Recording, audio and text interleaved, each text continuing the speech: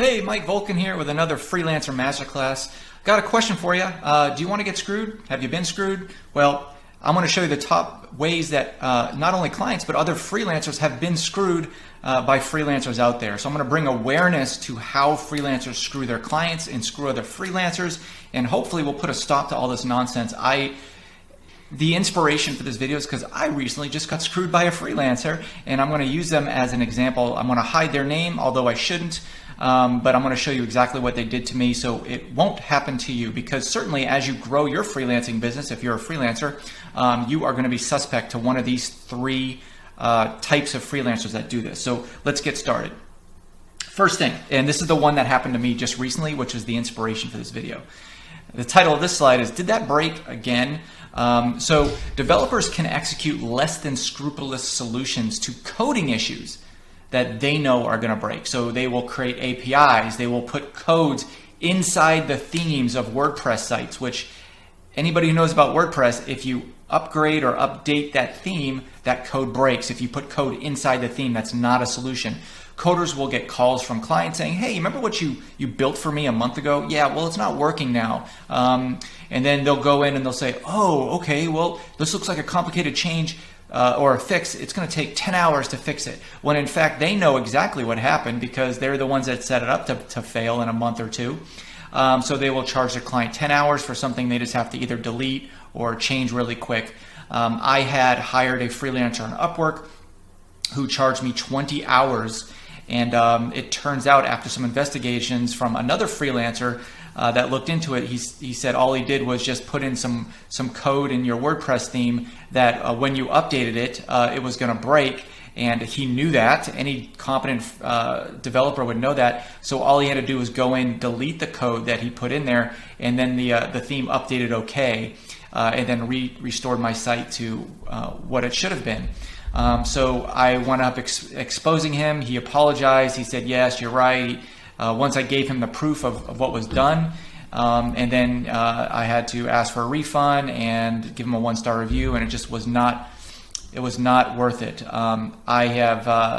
I have since learned from my mistakes, and I hope that you will too by doing that. So make sure that if you do hire a coder, that they are, number one, trustworthy, come with a lot of great reviews, and not these look at Upwork, because a lot of these times developers or anybody will put in reviews for $5 or $10, have their buddy review them. Oh, this guy was great. He didn't really actually do any work. So look at the reviews that took thousands of dollars and many hours to work with that client.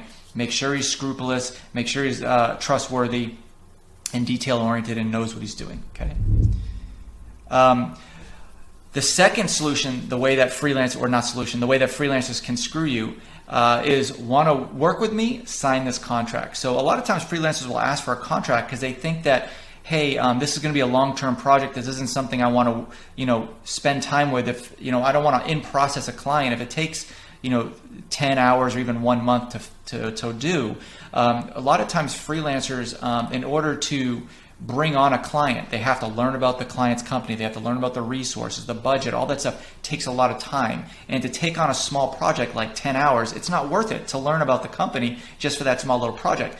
So they'll want to sign a contract, and those contracts have escape clauses in them that are very hard to get out of. I know a freelancer who, it's actually an agency who has all their clients sign a 3, 6, or even 12-month contract.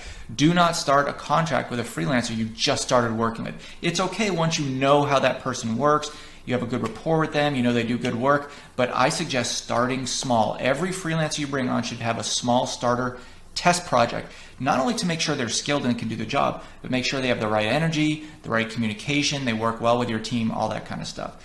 So signing a 3, 6, or even 12-month contract that is hard to get out of will make you susceptible to possibly having to pay hefty penalties or fines to get out of that contract. And I know a freelancer who has had to work with many attorneys to work with clients to get out of contracts because they were signing like 12-month contracts. He was an excellent salesperson, but not so good at executing.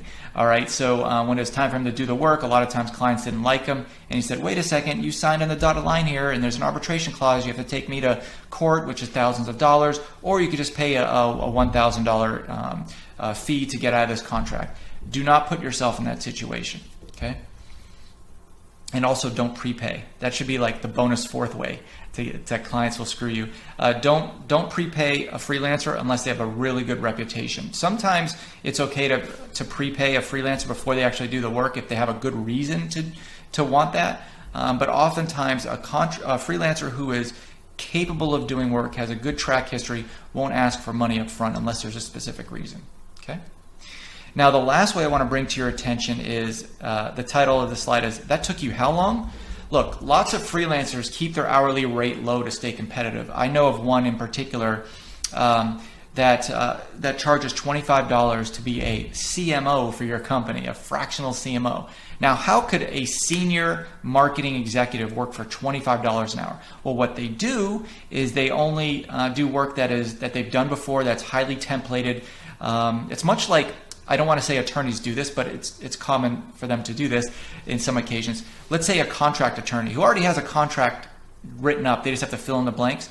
They may take that contract to another client and say, hey, I'm going to develop this contract from scratch. It's going to take me 20 hours, when really, in effect, it takes 2 or 3, right? So this CMO was doing that kind of work.